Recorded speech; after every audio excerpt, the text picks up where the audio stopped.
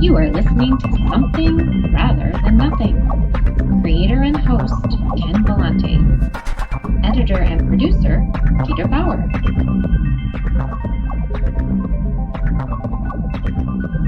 It's interesting from my perspective that like things I've written about for years are suddenly being discovered by like everybody.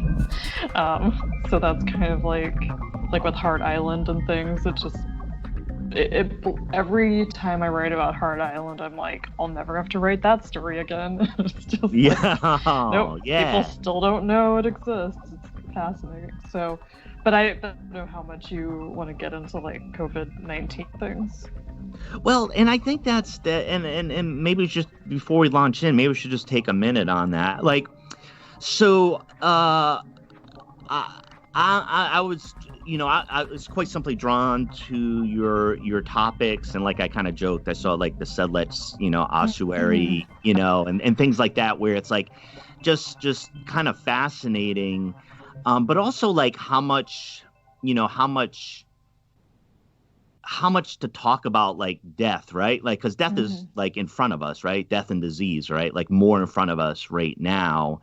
And I think one of the things that, I mean, you like, if you, what I could see about the symbols in the cemetery and all the things you're talking about, there's like these larger narratives, right? Where people have dealt with death in different ways and dealt with mortality. And I just see you in investigating that, researching that, writing about that, is just like looking at that directly, right? Like, I'm going to look at it directly. And I mean, what's been your experience in talking about that? I mean, is it something where it's like you kind of feel like, I don't know if I should keep going on and chat about this, or just like we should just kind of like forge into it, right? Don't you think? Yeah. You mean like forge into the topic of death? Yeah. Well, I mean, just like, just with, like, there's no reason to sugarcoat the depiction of disease, Spanish flu, like that article, right? Like, and kind of like get right into it. I mean, we don't have to exist in there for the whole like interview, but I guess what I'm telling you too is like, let's get into it. Let's chat about it. You know what I mean? And not and I think it's definitely a conversation I've been having with, I'm pretty connected with other people who write and think about death. And so for us, I think it's like, of course, you're always thinking about what happens when someone dies, who's caring for their body, how are we mourning them? And it has like a heightened visibility now. And I think that that's really interesting. And like how I was talking with Jessica Bomert, who's president of the Woodlands Cemetery in Philadelphia, which is like a fascinating place. They've really remade themselves as like a community gathering place. They let people garden graves.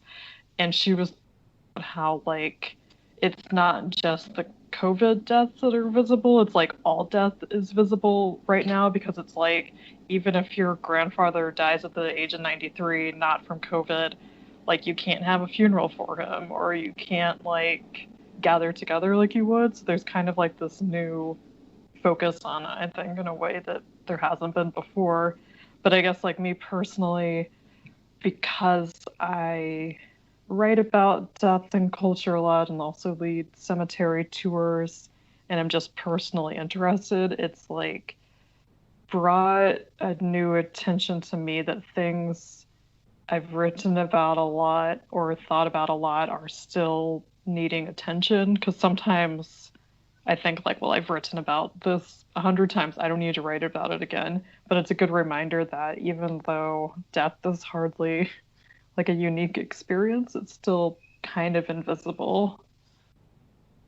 And there's also like a particular treatment that I found within, the U.S. as far as, I mean, there's a cultural kind of context of how death is viewed. And once there's a lot of discussion about like the industry, right? I mean, I've read like Caitlin Doughty's stuff, and which is,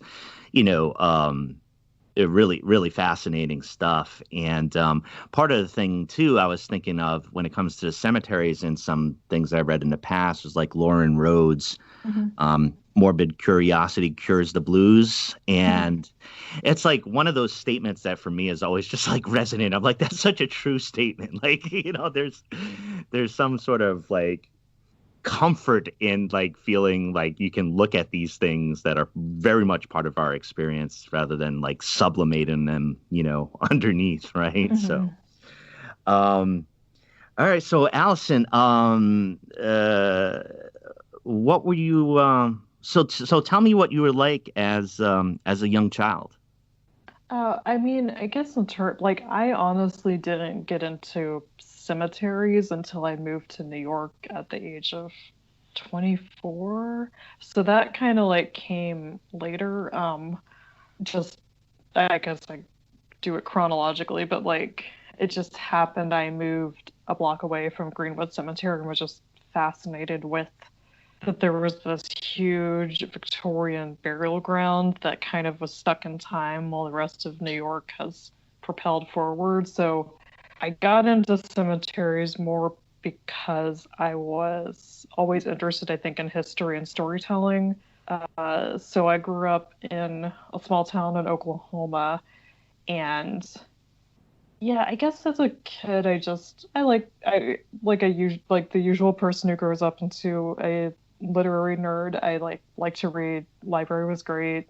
Um, I don't feel like I had like an exceptionally unusual childhood, but I think also growing up in Oklahoma, it's not until I moved away from it that I realized it was kind of different from the rest of the country. It's just like, it's one of the last states to become part of the United States. It's got this like boom town kind of feel to it still.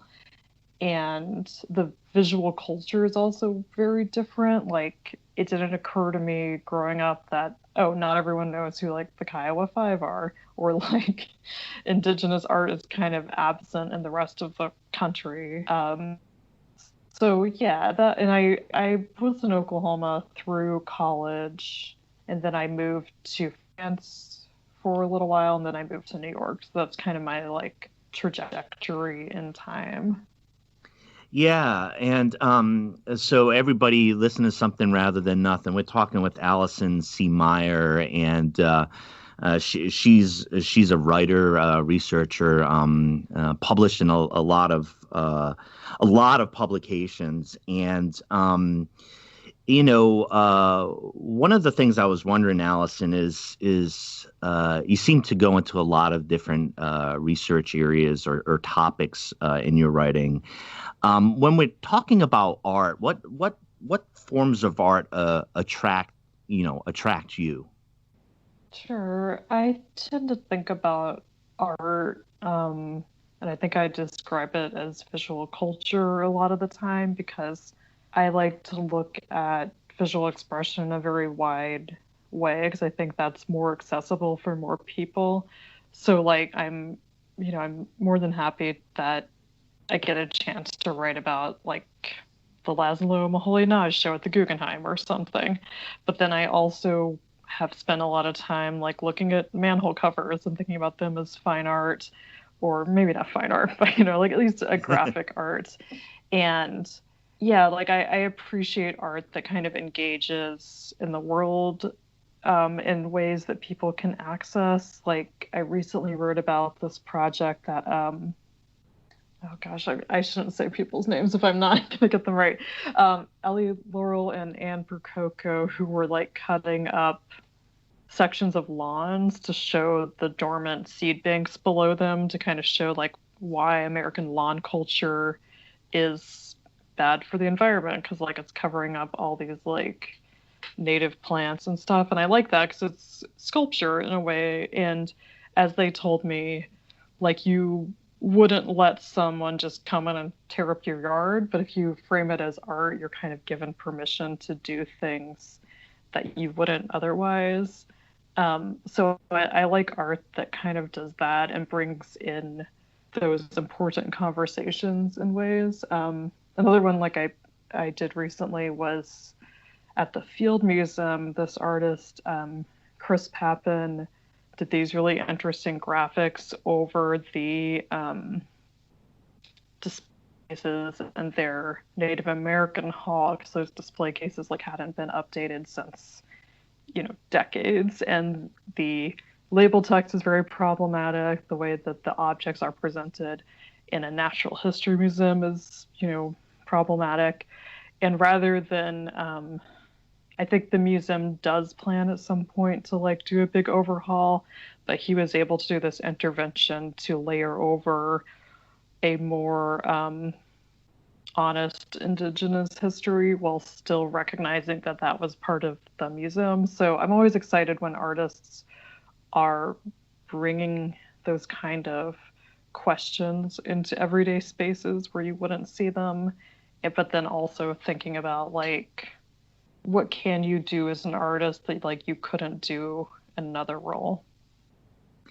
Yeah, I read that article about the lawns too, and you can geek out on that because I thought there was some like absolutely fascinating concepts, right? I mean, the environmental impact was obviously, or at least for me, was first and foremost in the consideration. But I even think the concepts that you had in there of the kind of like these kind of submerged like wildness that's underneath the lawn, and these seeds in kind of like that time capsule of like, who knows what's going to come up where. I had no concept like that potential was right there. So I thought it was, I thought it was truly wild. And like you said, in putting in the concept of like art, right? Because I mean, take a look at like HOAs, the worst organizations, well, I'm not going to go on the HOA rant, but like a completely useless appendage, in my opinion, most of the time. And like kind of like counterintuitive, like rules around lawns and perfection and this picturesque type of thing. So I thought that article and like what you were exploring was very subversive and freeing. So and I enjoyed that. I got Ellie Irons, not Ellie Laurel. Sometimes I don't do well remembering names off the top of my head. She's fantastic. Not the only time I've written about her art. Didn't want to get her name wrong. So yeah, and so I really appreciated reading about that. And of course, we can get into a little bit too about which cemetery tours, but just about as far as like the green space that's there and the lawns and all that, I see it as intertwined. So Allison, I mean, you're really smart. You research a lot of things. You encounter a lot of art. What is art? Yeah, I mean, that is probably not something I can answer or anyone can. But for me, what I approach art as something that's been done like in a deliberate way, kind of like as a form of visual expression. But I think art can be just about anything, which is an annoying way to look at things sometimes. But for where I come from, it's like ways of manipulating the world, I guess, to ask questions. It doesn't have to always be in galleries and museums or even public art installations. And sometimes maybe the person doing it didn't even really consider it art. Like I think about W.E.B. Du Bois' data visualizations, or like I'm interested in like 19th century spiritualists who kind of used drawing to record what they were experiencing with the spirit world. And maybe they weren't necessarily thinking, I am creating art, but I think that what it is art. So yeah, it's a hard question to answer. And I'll be, I have a BA in journalism too. And so I certainly am not the person that is going to answer that question once and for all. But I think it's a good thing to continue to ask, because like if we only think art is like what's hanging on the museum walls, then I think that really limits our a lot of richness in the world. Yeah, and I appreciate your speculations on it, because a lot of time, I find that's what it is, speculations on the topic. And even with theorists, kind of try to point where, like, is with a novel, is there a perfectly written novel, right? Is there one without extraneous words, and it has to do with a lot of the context and definition. And yeah, I appreciate your comments on that. Allison, I had conveyed to you, I had read your article, Spanish flu and the depiction of disease. It was written last fall, and I'm very glad I encountered it because I was able to, read about a topic that has been interesting me more recently. But also, I'm a big fan of Egon Schiele, the painter, his art. And, as far as that article, like, and how it pulled me in and drew me in, of course, again, was the topic of, art in a pandemic. But also this piece I had never seen, that painting, unfinished painting by Egon Schiele of him, his wife, and his wife being pregnant, and the painting itself depicting the child, which was never born because both Egon Schiele and his wife were taken by the Spanish flu. It's a truly haunting painting. Can you, you wrote that article in the fall prior to our current and historical pandemic that we're experiencing. Can you just talk a little bit about how that article came about and kind of connect it to the general question of what role art has in a pandemic? Yeah, so I wrote that, of course, not knowing that only months from then I would be under lockdown during a pandemic. So I was not thinking about this applying necessarily to our lives now, but it's interesting. I published that article in October, how it's kind of taken on a new resonance, even for me having written it. So I was really thinking about, we had just reached the centennial of the 1918 to 1919 flu epidemic, which is often called the Spanish flu, but not because it had anything to do with Spain. They just were the only ones really reporting on it honestly, which is a whole other thing you could go into. But for the art aspect, I was thinking about, like, well, this happens in 1918. This is a real big time of upheaval in the art world with modernism. It's coming right after the Armory show. There's artists like Egon Schiele, like, doing really interesting depictions of the body. And I just wondered, like, I've never seen a museum retrospective about the Spanish flu. I think the closest we got last year was the Mutter Museum did an exhibition on the 1918 flu in Philadelphia, which got hit pretty hard. But it wasn't really about art, although they did team up with this performance group called Blast Theory to do this parade that commemorated the people that died. And so I just wondered about this absence of art, and that's always interesting to me, like when there seems to be something missing.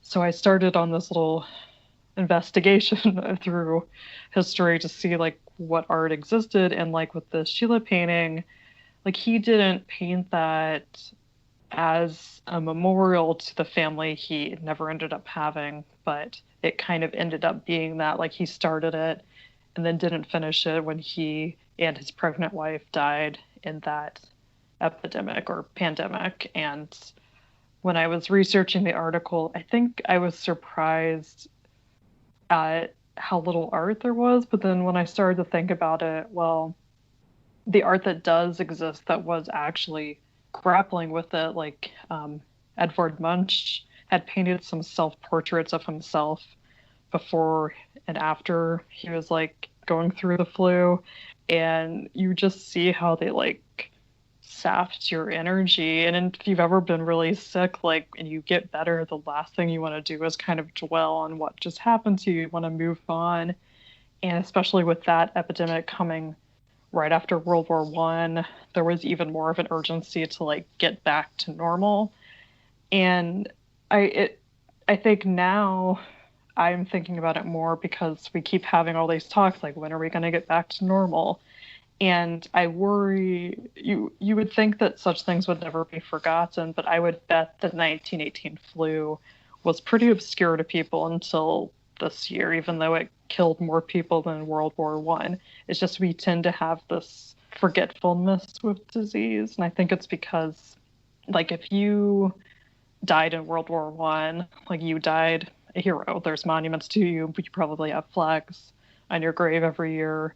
But if you died of the flu, you just died of the flu.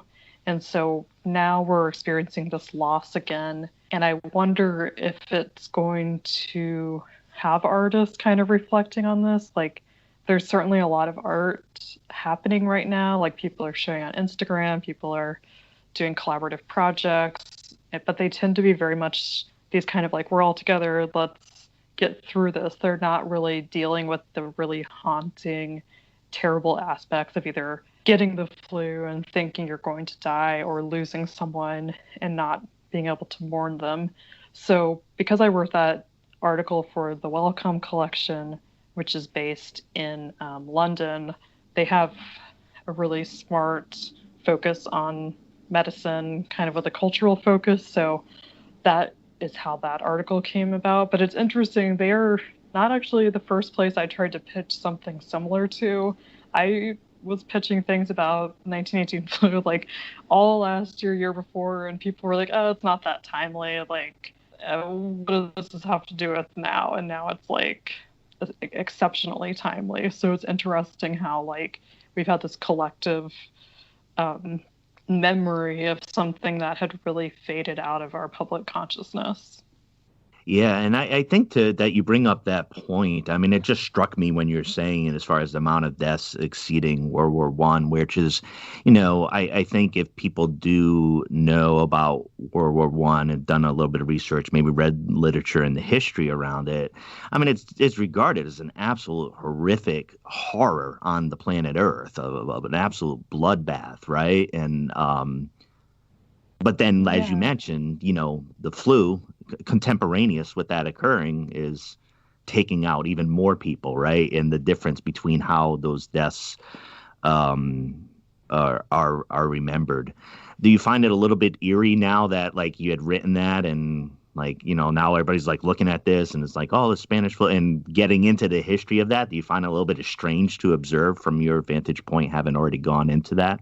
Oh, yeah. Well, and I also find it strange. So this isn't the only article I wrote about the 1918 flu. I wrote some like just purely history focused ones too. And I was writing about, everyone wearing masks and everything being shut down and the church bells stopped ringing. And when I was writing that stuff, I was like, wow, I can't imagine what that would be like. And now, so quickly later, I live in New York, everyone's wearing a mask, everything's pretty shut down. And there is like an eerie quiet to a lot of parts of the city.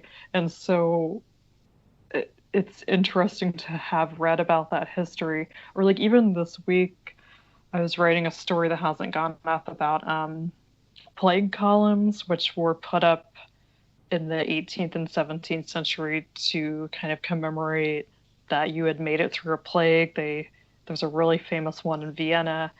And I was reading about the 17th century plague that Vienna column commemorates. And there's this passage someone wrote about how it was awful, all the bodies, all the death, but also how awful it was to see your friends on the street and not being able to say hi to them. And I was like, it's like now. Like, it's kind of wild. But then I also, on the flip side of that, it's of course like these are always awful times, but it does kind of reassure me reading through these things that are so similar that like we have gone through this in the past. And I think that's the understanding that history gives me. Like, people have experienced epidemics and pandemics before, and we're still here. Like, society is still here. It's different every time it goes through that. People die and there are tragedies, but I do find it kind of reassuring that it's like people have survived through terrible times that seemed like they will never end. And so we will get through this one too. Yeah, I appreciate you pulling out that point, and about the role of history, and I appreciate all your efforts in the research, and I think a lot of what you're writing about, have written about, while a personal interest to me, has some importance of like pulling out history and kind of like reclaiming some ideas that otherwise might be lost. I One of the things I wanted to chat with you about is I personally took notice of so I like spooky stuff, right? Like I like books like Wisconsin Death Trip, and like the role of photography, black and white old time photography around the occult, even shows that are super popular now, right? On television, of trying to capture paranormal and things like that. So I have a deep interest in that, in the kind of the veil between like life and death. And you had written some about the role of photography and spirit photography, and like the role it played historically, like one sense of like, is there any documentation of like the spirit world versus the manipulations that go into, basically early filters and that were created to create these images in spirit photography. Can you talk a little bit about that article and a little bit about the background of that phenomena? Yeah, and I think I'm not 100% sure which article you're referring to, but I've written about it a few times, I think in different contexts, and given talks about it too. So like spirit photography, I guess for people who might not know, emerged in the 19th century alongside spiritualism, which was in its simplest form people trying to speak to the dead, whether that was through seances or spirit drawing. And spirit photography played on that. Photography was pretty new, and there was already a lot of experimentation with basically any type of new technology and spiritualism. Like some people even proposed, rather than laying the transatlantic cable, you could use spirits to talk between the US and the UK. So people were, and if you look at like spirit wrapping, it's not that dissimilar from Morse code. So there was all these interesting intersections between spiritualism and technology.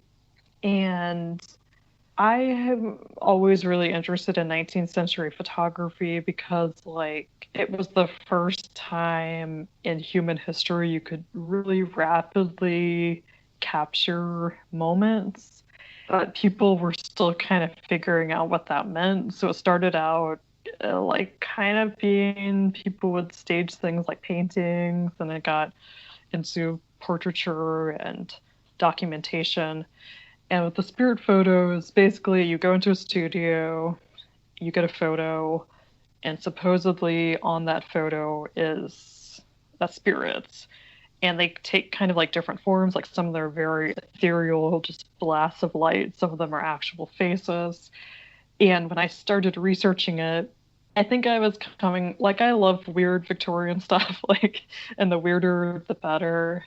Sure. And there's a lot of funny photographs of, like, people holding their own or, like, pretending they're in skiing or something. And so I came into it, I was like, look at this weird thing. Like, this is so strange. How would anyone believe this? But I think as I read about it more and more, I got a real empathy with people who were doing it because, like, if you lost someone in the 19th century, like you maybe didn't even have a photograph of them. And so these things were kind of just to remember that someone had been there at all, however imperfectly. So, like, of course, that spirit might look nothing like your loved one, but the need to believe in it was so strong that I think we, from that perspective, can find a lot of empathy in them. And I even got into enough that there's this really, I don't know if you know about it, there's this place in New York called the Penumbra Foundation, and they do like historic photography practices.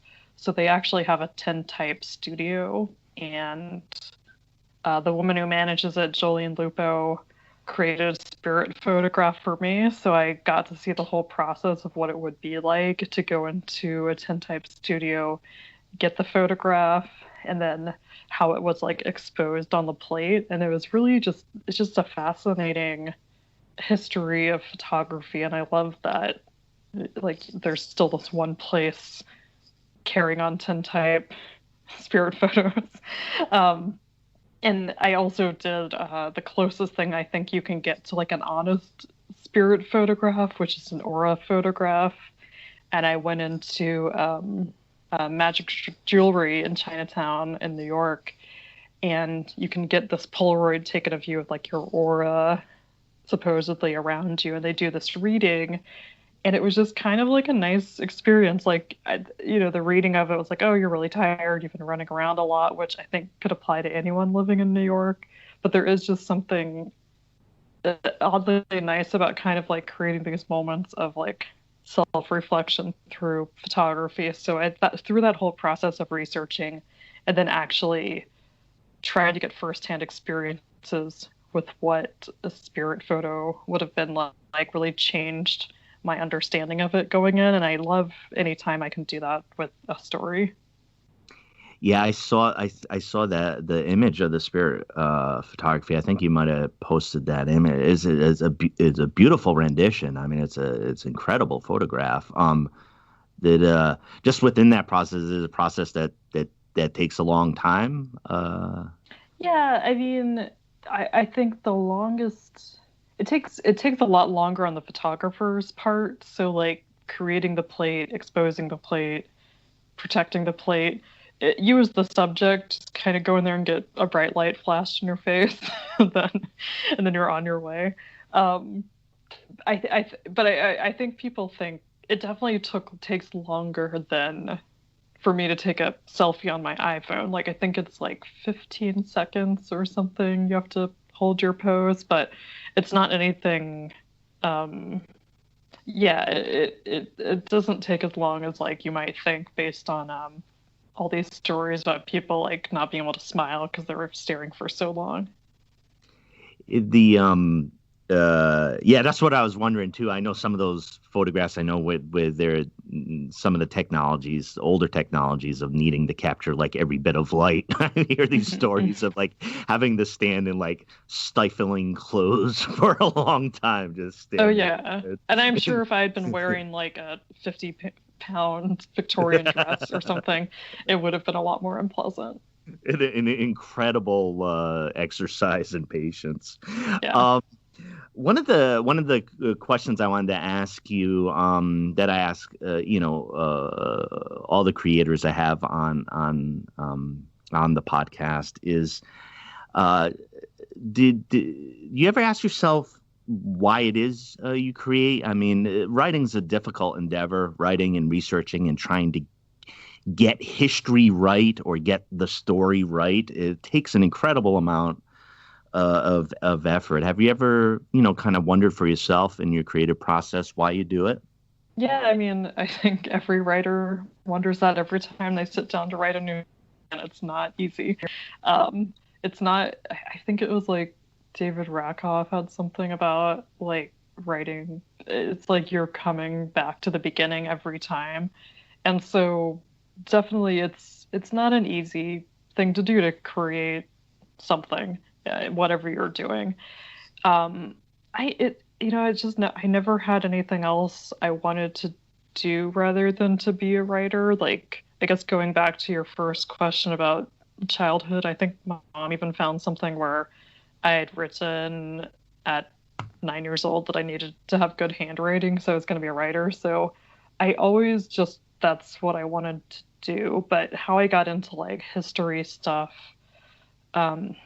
I think it's just like I see that there's a lot of stories there that aren't being told, and I definitely report tons on the current world, interviewing living artists, but I also think it's really important that there's visibility to the past because so much of what we have now, everything we have now is built on that. but yeah, it's for process of writing, it is like kind of still a mystery. Every time I sit down to write a story, I'm like, I hope this works because you're kind of just basing it on like this just thing you don't quite understand in yourself that I think a lot of artists and creators probably feel where you're I guess going back to spiritualism, maybe another reason why I identify with this. I feel like with art type of writing, you are channeling something in a way that doesn't always make sense, or at least that's how I feel for me. Maybe other people are like really just doing it in a way that I haven't quite figured out. Yeah, there's always that question. I think in what you said, you're always kind of like doing it again, right? And it's kind of part of the theme of like, all right, I finished that and that's published, and then there's this whole realm, and I know my process, but like, all right, is this gonna come out? Like, how's this gonna develop, right? Like, what's it gonna be? Yeah, totally.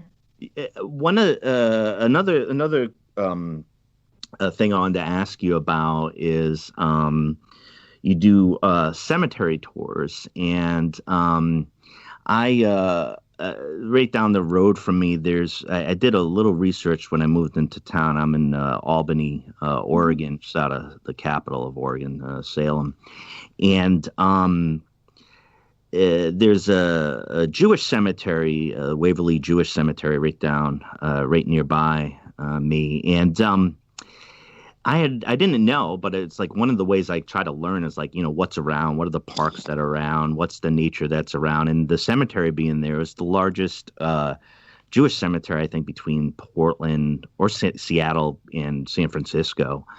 And it's small, and I just, walk around it, and there's like a little placard, and it's definitely a unique history, very much tied to this area. I know on your writing and the basis from what I've seen in your tours of the cemeteries, in particular out there in New York City, is kind of your explanation and explication of what symbols are there, the narratives or the stories or the practices, the cultural practices around, cemeteries and mourning and death. Can you just chat about like some of the kind of like the history that you find in the tours that you yourself conduct as a tour leader? Yeah, and I think every cemetery is unique depending on its time and place. Do you know when like the Jewish cemetery near you got opened?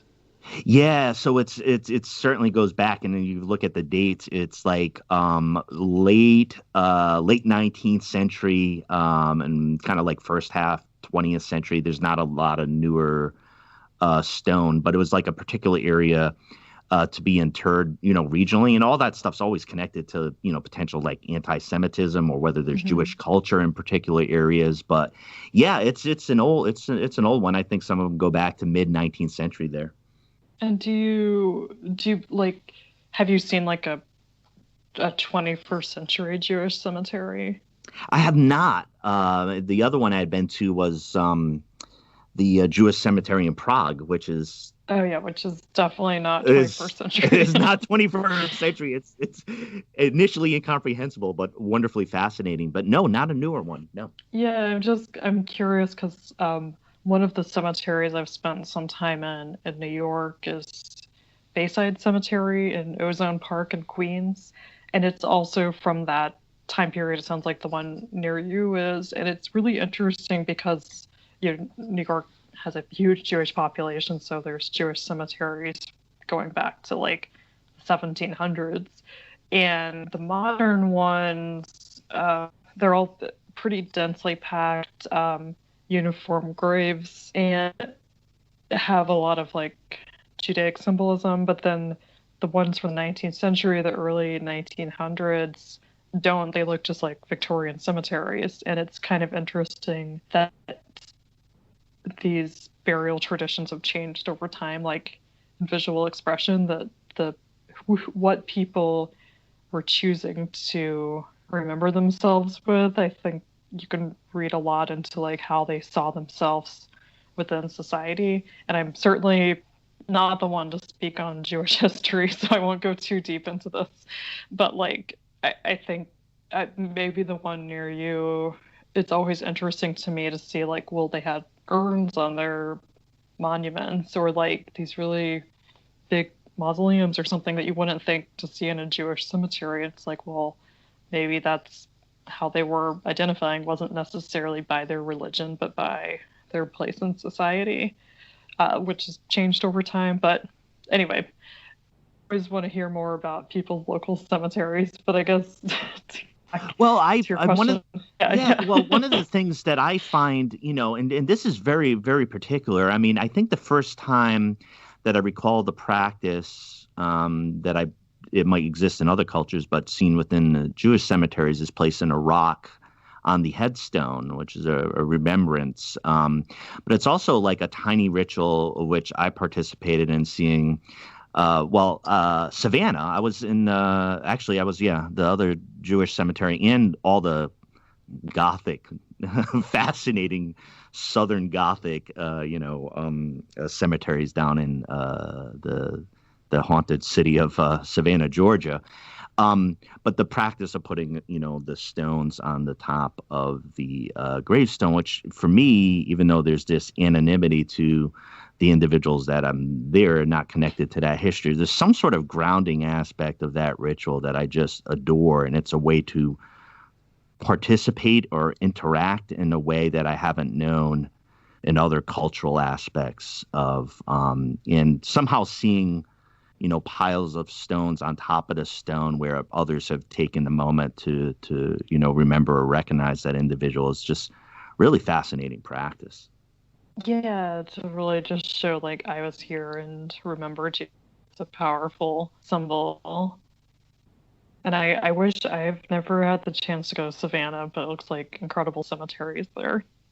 Well, incredible, but also, I mean, there's always these, I've been down in New Orleans and Savannah, just like the context of like, I don't know, there's something that's kind of Southern haunted Gothic, but also like, the ghost stories, right? And it's pretty deep. And some of it, obviously tilts to a commercialized, like hokey aspect of which I will completely participate in as well. But also some of the, the older history. And I think part of it is, I'm a Yankee. I'm from up in, Rhode Island. I grew up outside of Providence. So, what different regions of this country mean for me, there's a particular meaning of going south, when you're from the north and different ways of interacting. But so your tour, the tours that you do in New York City, I mean, these popular tours, I mean, they book way up in advance, or I mean, I know times are obviously quite different, but like yeah, what, not so popular now. Yeah, like what happens? Is it an hour or two, or like how do you conduct it? Yeah, it really depends. I am always fascinated because I think a cemetery tour is always a good idea. What people get excited about, what they don't. So like I've done tours that have sold out immediately on, usually they're about symbolism, magic, spiritualism, and women's history. People are all in on that. The tours I curiously have trouble getting people on are like the nature themed tours, which I wonder if it's like, it's one thing to go to a cemetery, it's another thing to go to a nature walk in a cemetery that maybe attracts a different group. But I will say the people that show up for the nature walks are like the most excited to be there because they are excited. They are always like usually local New York people who like are obsessed with urban nature and they know more about the trees there than me. It's always great. But yeah, so I mainly do the tours at Greenwood Cemetery in Brooklyn, but I've also done them like Woodland Cemetery in the Bronx, Hartsdale Pet Cemetery, which is just north of here. And then I've also done like a few walking tours in Manhattan on Death in Colonial New York and this used to be a cemetery, which was where cemeteries used to be. That one was also unpopular, sadly, but I thought I did a tour I myself would want to go on. You just never Yes. quite know what people are going to be into, or it just depends, like the time of year too. Like you schedule as many cemetery tours as you want in October, they will sell out. In February, it's a little thinner. So It's like writing the book that you want to read. I mean, you want to you're creating the tour that you want to take, but sometimes not everybody wants to take the same tour. Yeah, and I haven't written any books, but my understanding is you can do the same thing, like write the book you want or write the book that's going to be good for the market. And there's the same thing with cemetery tours. But luckily, I don't do them for the money. I mean, I do get paid to have full disclosure, but it's not my main job. So I'm really doing it more just because, like, I think as a writer, I spend a lot of time at my computer writing things for the internet or publishing. And it's nice to actually get out and share stories with humans face to face, although of course not now in pandemic days. But yeah, that's what's been my interest in doing them. And I think I've been doing it since 2011. So a little while. And yeah, I always, like, I have yet to run out of things to create new tours about. And thank you for sharing that. I mean, I find, just for myself, like I've thought about like, just always ever since I was a little kid, just kind of like whether it's interest in ghosts or like, I listen to a lot of doom and death metal. Like it's like a component of my personality that I think I always have to navigate. And I think folks who have this interest have to. One of the ways I described it is like even kind of like looking and trying to learn from human like atrocities or people under extreme duress. For me, it's always been potentially very inspiring, right? To see how human beings react or how we try to like create meaning within this context. So for myself, I always tapped into kind of like very vibrant, like energy parts of like rather than shying away, I've just kind of seen human beings be very interested, that context that they're placed in to be very interesting in trying. And it's dark. It feels dark, but I don't know. I think it's always like we're always looking for permission of like just trying to figure out how to deal with mortality. And I think part of the thing is, as a philosopher and with the philosophy podcast, I mean, Plato said is just, philosophy is just contemplation of death. That's all it is, right? All the big questions, right? Like, why are we doing any of this? There's a lot of questions you don't have to ask if you're immortal, right? So, that's an interesting way to look at it. Do you mean in like creating space for it? Like in music's kind of, I'm not involved with doom metal or anything, but there's a lot of ways you can come at it because it is a universal thing. So the title of the podcast, the big question that I have is, why is there something rather than nothing? I was going to ask you your thoughts on that. Like something rather than nothing. Yeah. Another big question put up there with like what art is. I think like, for me, like I think that drawn to cemeteries is like, I find that, and I know this is not everybody, but I do find that recognizing the brevity of life, and that our time here is brief, really does give my life importance, and it gives that kind of like something, whereas I think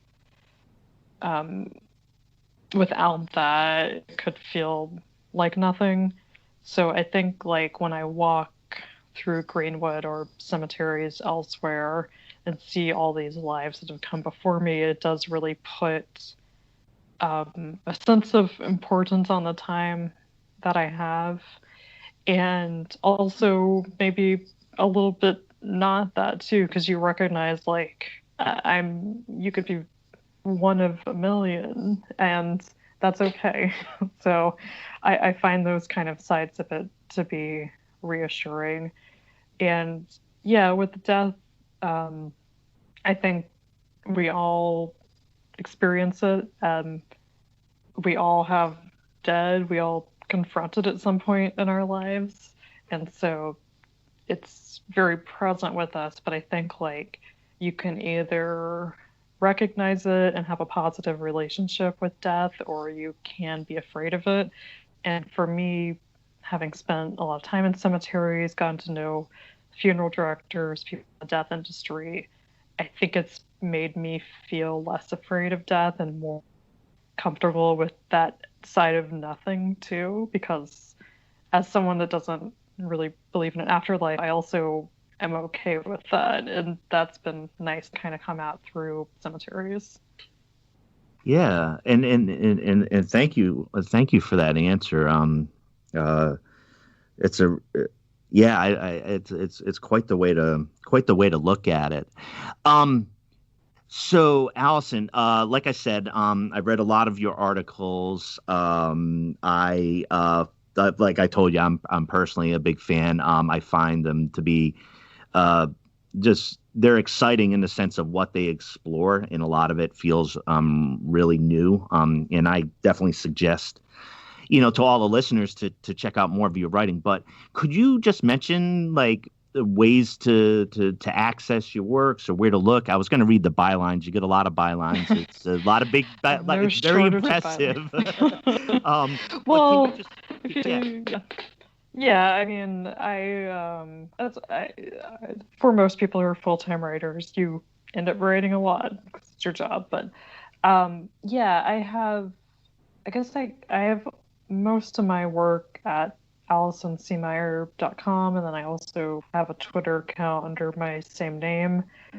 I guess in terms of things I've written recently, I wrote for National Geographic about Hart Island because there's a lot of misunderstanding about it right now in terms of COVID-19. Like there was a lot of sensationalizing about New York digging mass graves, but these have existed since the 19th century.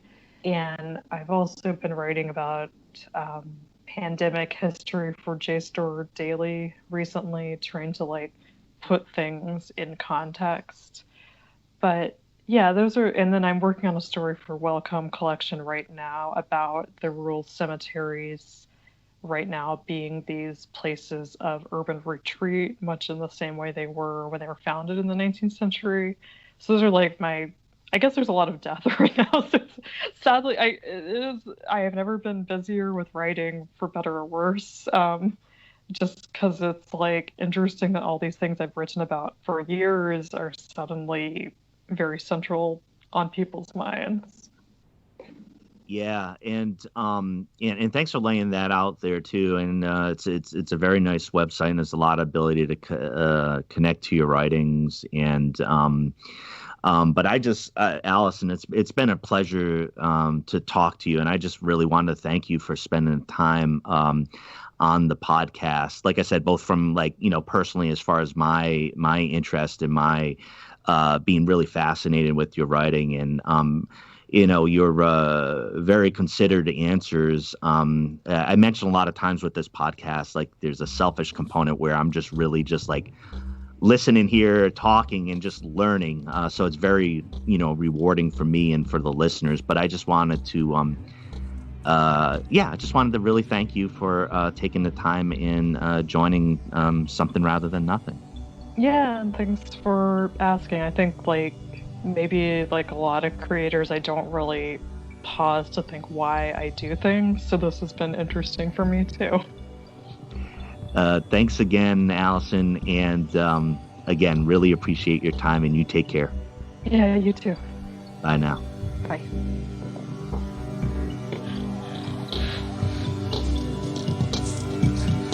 You are listening to Something Rather Than Nothing.